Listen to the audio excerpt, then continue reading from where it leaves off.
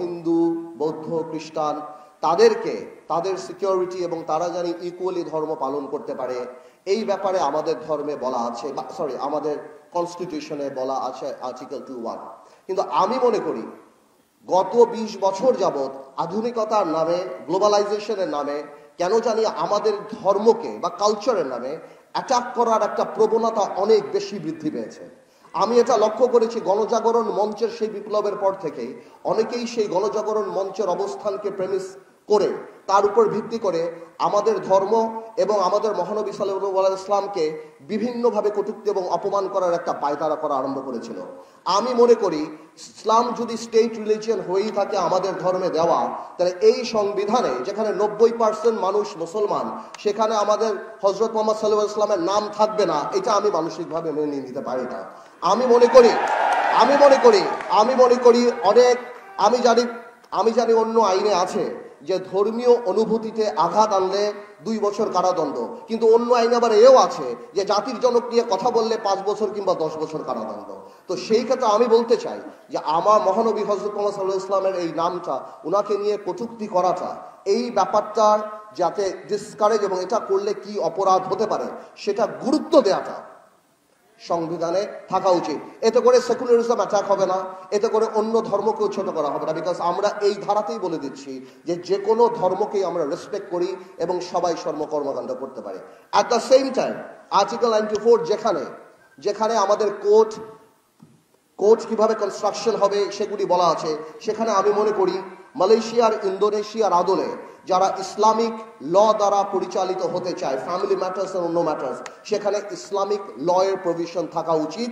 যারা ইসলামিক কোর্টে ইনভোক করবে তাদের যদি, যেমন এখানে সাকসেশনের ম্যাটার থাকতে পারে, উইলের ম্যাটার থাকতে পারে, ফ্যামিলি ম্যাটার্স থাকতে পারে, সম্পত্তি যেটা আপনার সম্পত্তি আইন বলেন বা সেই প্রভিশনগুলি যদি কেউ চায় ইসলামিক ল দ্বারা পরিচালিত হবে, তাহলে ইসলামিক কোর্টের প্রভিশন থাকা উচিত। আমি মনে করি, শোনান একটা কথা বলি, গ্লোবালাইজেশন আর মডার্নাইজেশনের নামে আমরা আমাদের কৃষ্টি কালচার ধর্ম থেকে অনেক দূরে সরে যাচ্ছি।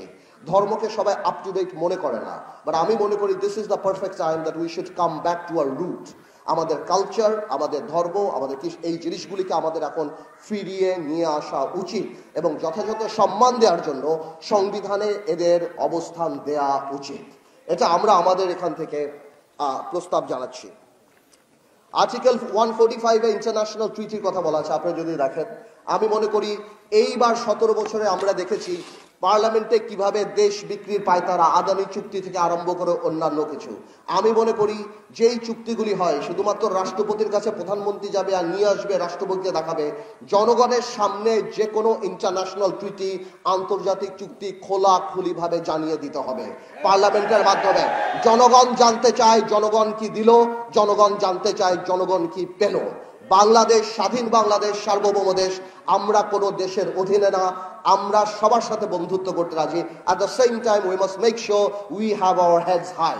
আমাদের মাথায় রাখতে হবে আমরা সসম্মানে জানি সবার সাথে সেই সম্পর্ক রাখতে পারি। কোনো স্বামী স্ত্রীর সম্পর্ক কারোর সাথে নাই, কোনো বড় ভাই ছোট ভাইয়ের সম্পর্ক কারোর সাথে নাই। আমরা একইভাবে আমাদের রাইট প্রোটেক্ট করে আমরা আমাদের অবস্থান রাখতে চাই। So article 45 is very important.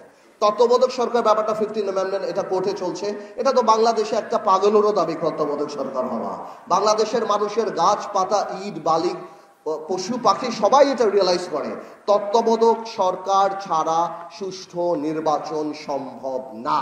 তত্ত্বাবধায়ক সরকারের দাবি গত 17 বছর ধরে করে আসছি, পার্লামেন্টও করেছি, এখনো বলছি, ভোটাধিকার প্রতিষ্ঠা করতে হলে তত্ত্বাবধায়ক সরকার থাকতে হবে। কারণ ক্ষমতায় গেলে আমরা কেমন পাগলা ঘোড়া হয়ে যাই, আমাদের অহংকারে মাটিতে পা পড়ে না, আমরা এলোমেলো কথা বলি, রেসিপি থেকে আরম্ভ করে এমন কিছু নাই আমরা দেই না, আমরা সবকিছু বুঝে যাই। তো আমি মনে করি আমাদের তত্ত্বাবধায়ক সরকারটা সংবিধানে অবশ্যই ফিরে নেওয়া উচিত। আর্টিকেল 70 নিয়ে আপনারা জানেন if you are elected, if you are nominated from a certain political party, কোনো রাজনৈতিক দল হইতে নমিনেশন পাইবার পরে যদি উহার বিরুদ্ধে ভোট দেন, সেটা আর্টিকেল 70 ফ্লোর ক্রসিং এর ব্যাপারটা, এর মধ্যে ভালো খারাপ অনেক কিছুই আছে। বিকজ বাংলাদেশে কিন্তু এমপি বিক্রির একটা প্রবণতাও আমরা দেখেছি, স্পেশালি এরশাদ সাহেবের সময় আনোয়ার হোসেন মঞ্জুর এমপিগুলি লাঙ্গল নিয়ে যখন যুদ্ধ হয়, সেই সময় কিন্তু আমরা এই জিনিসগুলো দেখেছি। আমি মনে করি আর্টিকেল 70-তে ভোট দেওয়াটা মানা আছে কোনো দলীয় সংসদ সদস্যের, কিন্তু দলীয় সংসদ সদস্য তার দলের কোনো সিদ্ধান্তর ব্যাপারে বাইরে যে কোনো অবজেকশন দিতে পারে, ইভেন কি পার্লামেন্টও কথা বলতে পারে। তো আমি মনে করি কোনো অ্যাব্রাপ্ট সিদ্ধান্ত না নিয়ে এই আর্টিকেল 70-র ব্যাপারে আরো অনেক কথা বলার আমাদের সুযোগ আছে। ওকে, সো এটা আমি মনে করি কোনো নির্বাচিত সরকারেরই সেটা করা উচিত। আরো কিছু কিছু ব্যাপার আছে, যেমন আর্টিকেল 75-এ আছে যে সংসদে যারা উপস্থিত থাকে ওই তাদের মধ্যে থেকে মেজরিটি দিয়ে আইন পাশ করা হয়। আমার মনে হয় এখন দেখা গেল সংসদে 50 জন আছে বা 100 জন আছে, আমার মনে হয় এটাকে পরিবর্তন করে মিনিমাম 2/3 বা বেশি, বিকজ এখন অনলাইন আছে, যে কোনো আইন পাশ করার জন্য পুরো সংসদ সদস্যদের এখানে থাকা, সেখান থেকে মেজরিটিটা না অনেক ইম্পর্টেন্ট।